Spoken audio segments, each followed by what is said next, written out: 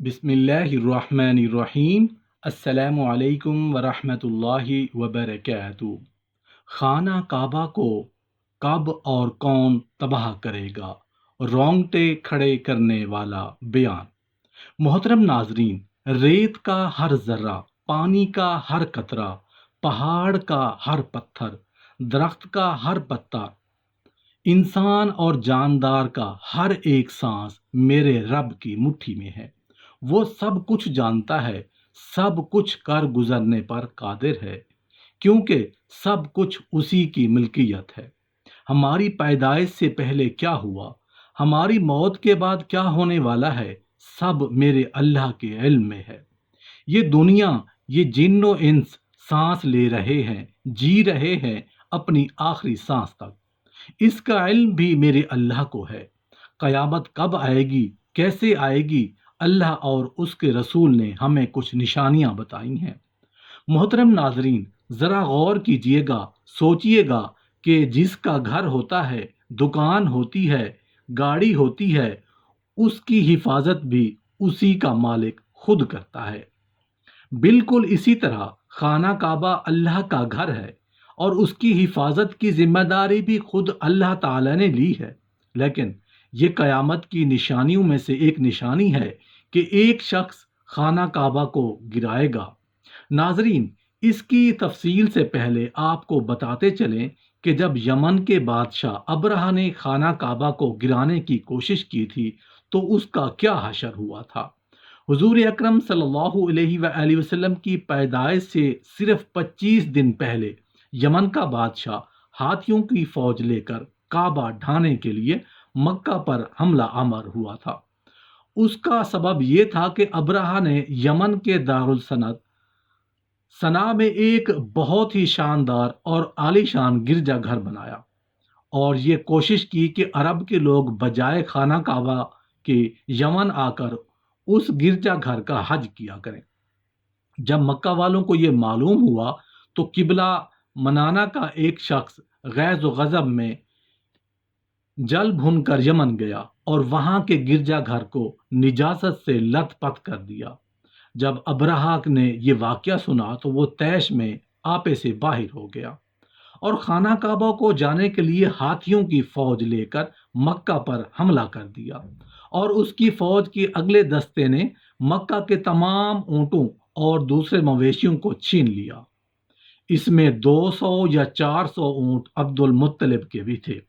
हजरत अब्दुल मुत्तलिब को इस वाक़ये से बड़ा रंज पहुंचा। चुनाचे आप उस मामले में गुफ्तगू करने के लिए उसके लश्कर तशरीफ ले गए। जब अबरहा को मालूम हुआ कि कुरैश का सरदार उससे मुलाकात करने के लिए आया है तो उसने आपको अपने खेमे में बुला लिया और जब हजरत अब्दुल मुत्तलिब को देखा कि एक बुलंद कामत, रोबदार और नहायत ही हसीन और जमील आदमी है जिनकी पेशानी पर नूर नबुव्वत का जाहो जलाल चमक रहा है, तो सूरत देखते ही अबरहा मारूफ हो गया और बेअख्तियार तख्त शाही से उतरकर आपकी ताज़ीम और तकरीम के लिए खड़ा हो गया और दरियाफ्त किया कि कहिए सरदार कुरैश, यहाँ आपकी तशरीफ आवरी का क्या मकसद है। हजरत अब्दुल मुत्तलिब ने जवाब दिया कि हमारे ऊंट और बकरियां वगैरह जो आपके लश्कर के सिपाही हाँक कर लाए हैं, आप उन सब को हमारे सुपर्द कर दीजिए। ये सुनकर अबरहा ने कहा, ऐ सरदार कुरैश, मैं तो ये समझा था कि आप बहुत ही हौसला मंद और शानदार आदमी हैं, मगर आपने मुझसे अपने ऊँटों का सवाल करके मेरी नज़रों में अपना वकार कम कर दिया। ऊँट और बकरी की हकीकत ही क्या है? मैं तो आपके काबा को तोड़ फोड़ कर बर्बाद करने के लिए आया हूँ, आपने उसके बारे में गुफ्तगू नहीं की।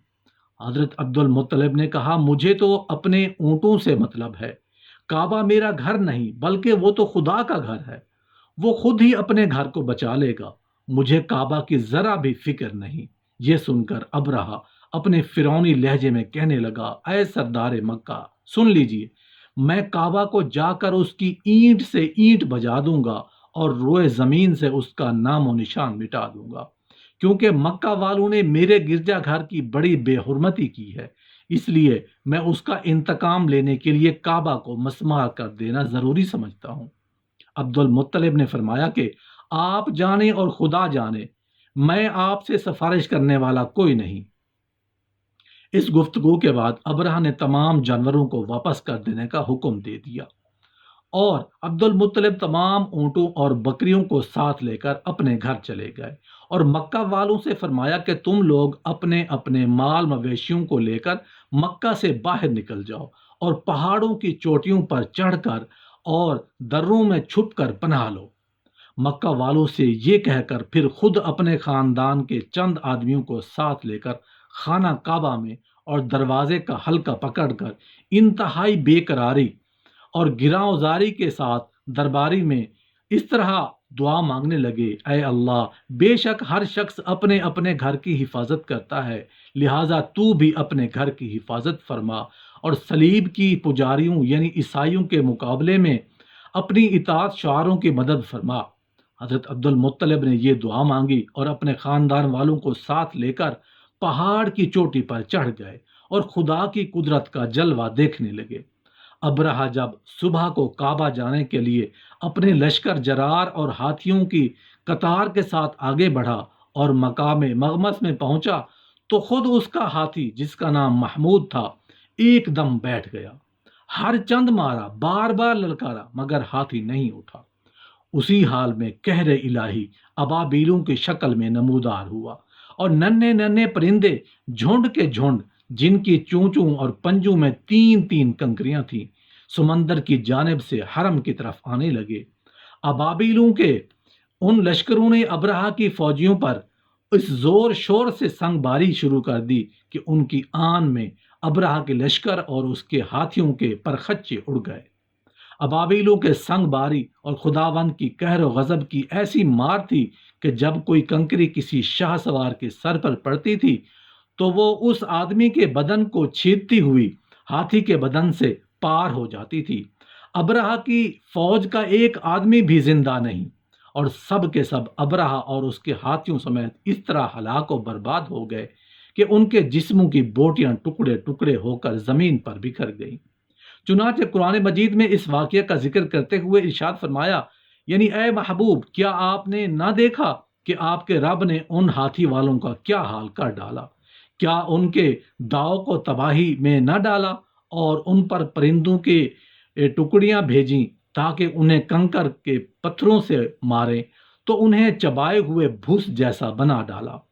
جب اب ابرہہ اور اس کے لشکروں کا یہ انجام ہوا تو عبد المطلب پہاڑ سے نیچے اترے اور خدا کا شکر ادا کیا۔ ان کی اس کرامت کا دور دور تک چرچا ہو گیا اور تمام اہل عرب ان کو ایک خدارہ رسیدہ بزرگ کی حیثیت سے قابل احترام سمجھنے لگے۔ محترم ناظرین، ہم آپ کو اس واقعے کے بارے میں بتاتے ہیں جو قیامت کے نزدیک پیش آئے گا اور جس کے بارے میں حضرت محمد مصطفیٰ صلی اللہ علیہ وآلہ وسلم نے فرمایا تھا۔ اللہ پاک آپ صلی اللہ علیہ وآلہ وسلم پر خاص کرم یہ ہے کہ آپ صلی اللہ علیہ وآلہ وسلم اللہ پاک نے آپ کو خاص علوم عطا فرمائے جن کا تصور ہمارا انسانی ذہن کبھی نہیں کر سکتا۔ جو بات ہمارے نبی صلی اللہ علیہ وآلہ وسلم نے فرما دی وہ پوری ہو کر رہے گی۔ اللہ پاک ارشاد فرماتے ہیں، اور وہ کوئی بات اپنی خواہش سے نہیں کرتے مگر وہی جو انہیں کی جاتی ہے۔ اللہ کے علم کے سمندر کے مقابلے میں نبی اکرم صلی اللہ علیہ وآلہ وسلم ایک قطرہ ہیں، مگر آپ صلی اللہ علیہ وآلہ وسلم کا یہ قطرہ تمام مخلوق کے لیے ایک سمندر کے برابر ہے۔ یہ بات سچ ہے کہ ہم آپ صلی اللہ علیہ وآلہ وسلم کے بارے میں اندازہ نہیں لگا سکتے کہ اللہ کی ذات تو بہت ہی وسیع ہے۔ ہم اس کا اندازہ کس طرح لگائیں گے؟ آپ صلی اللہ علیہ وآلہ وسلم نے اپنے سے پہلے انبیاء کرام اور ان کی امتوں کے ساتھ آنے والے وقتوں کے بارے میں بھی اپنی امت کو آگاہ کر دیا۔ محدثین اور مفسرین کا کہنا ہے کہ جب قیامت قریب آنے والی ہوگی تو خانہ کعبہ کو گرایا جانے کا واقعہ پیش آئے گا۔ جن لوگوں کو اس کے بارے میں علم ہے ان کو اس بارے میں حدیث مبارکہ کی روشنی میں بتاتے ہیں، خانہ کعبہ اللہ پاک کی نشانیوں میں سے ایک عظیم الشان نشانی ہے۔ جب تک کعبہ قائم ہے اس وقت تک دنیا بھی قائم و دائم رہے گی۔ جب خانہ کعبہ کو گرا دیا جائے گا تب قیامت رونما ہو جائے گی۔ جب قیامت قریب آئے گی ایک بدبخت حبشی خانہ کعبہ کو گرا دے گا، پھر قیامت آئے گی۔ اس کمینے حبشی کے بارے میں آپ صلی اللہ علیہ وآلہ وسلم نے ارشاد فرمایا، اس حبشی کی شکل و صورت ہوگی کہ وہ چھوٹی پنڈلیوں والا حبشی خانہ کعبہ کو گرائے گا، جبکہ بخاری شریف میں لکھا ہے کہ رسول اللہ صلی اللہ علیہ وآلہ وسلم نے فرمایا، گویا میں اس حبشی کو دیکھ رہا ہوں، وہ کالا اور چوڑی ٹانگوں والا کعبہ کے پتھر اور اینٹوں کو اکھاڑ اکھاڑ کر پھینک رہا ہے۔ بخاری شریف میں ہے کہ قرب قیامت کے وقت حضرت عیسیٰ علیہ السلام کے پردہ کرنے کے بعد جب لوگوں کے سینوں سے قرآن پاک اللہ اٹھا لے گا تو اس کے بعد وہ بدبخت حبشی خانہ کعبہ کو گرائے گا۔ اس حدیث میں افوج لفظ کا استعمال ہوا ہے، اور افوج وہ ہے جو اکڑتا ہوا چلے یا چلنے میں اس کے دونوں پنجے نزدیک رہیں اور دونوں ایڑیوں میں فاصلہ رہے، وہ حبشی مردود جو قیامت کے قریب خانہ کعبہ کو گرا جائے گا اور وہ اسی شکل کا ہوگا۔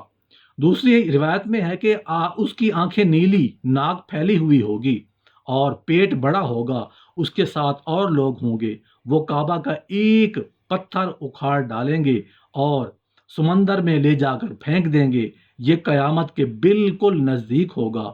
یہاں یہ بات بھی ذہن نشیں رہے کہ ان قیامت کی نشانیوں سے متعلق روایت میں چند ایک معاملات اور شخصیات کو چھوڑ کر ان کا ظاہر ہونے کا وقت، حالات و شخصیات و عوام اور عالم کا معاملہ کافی نامعلوم ہے، اور واضح نہیں ہے کہ یہ اس پر کوئی حتمی رائے دی جا سکے کہ کب کون کیسے خروج کرے گا وغیرہ۔ آج کل کے لیے سیاسی تناظر میں لوگ اور اکثر علماء کرام بھی یہ سمجھ رہے ہیں کہ بس قیامت صرف چند سالوں یا چند دہائیوں میں آنے والی ہے۔ کعبہ کو حبشی جنگجو تباہ کریں گے اور یہ خود زمین میں دھس جائیں گے۔ آئندہ چند سالوں میں امام مہدی اور حضرت عیسیٰ علیہ السلام کا نزول ہو جائے گا۔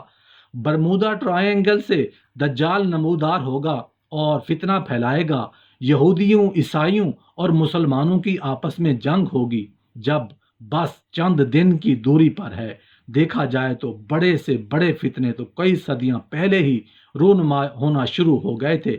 کتنے ہی لوگوں نے مہدی ہونے کا ڈرامہ رچایا، کتنے ہی دفعہ مسلمان اور یہود و نصارہ میں بڑی جنگیں ہوئی، کتنی مرتبہ قبلہ اول فتح ہوا، کتنی مرتبہ قبلہ اول یہودیوں کا قبضہ رہا، کتنی مرتبہ دجال نما انسان پیدا ہوئے، لیکن ان کا ذکر قرب قیامت کے سلسلے میں نہیں ہوتا۔